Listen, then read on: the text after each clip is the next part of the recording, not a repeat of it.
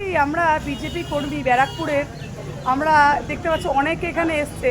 তো আমাদের একটাই বার্তা সোশ্যাল মিডিয়া ফেসবুকের দ্বারা আমি রাজ্য নেতৃত্বের কাছে বলতে চাইছি যে ব্যারাকপুরে যেন কোনো দুর্নীতি বা টিএমসির লোক না ঢোকে, তাহলে কিন্তু দেখতে পাচ্ছ সবাইকে, তাহলে কিন্তু আন্দোলন হবে। লড়াইটা চলছিল যেমন ঠিক তেমন অন্যায় বিরুদ্ধে যেমন লড়াই চলছিল তেমনই চলবে।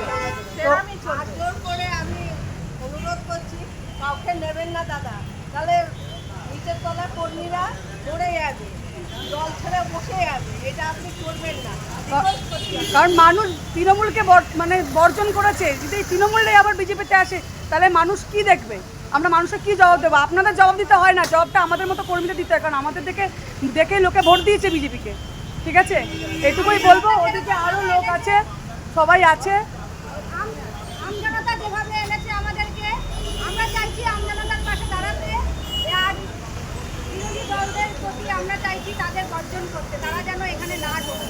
একদম, তারা আন্দোলন কিন্তু আরো বড়সড় হবে। আন্দোলন আরো বড়সড় হবে। বড় নেতাই হোক আর ক্ষুদ্র নেতাই হোক, কাউকে তৃণমূলের বড় জোরে অনুরোধ, আপনি একদম কাউকে ঢোকাবেন না দাদা, প্লিজ।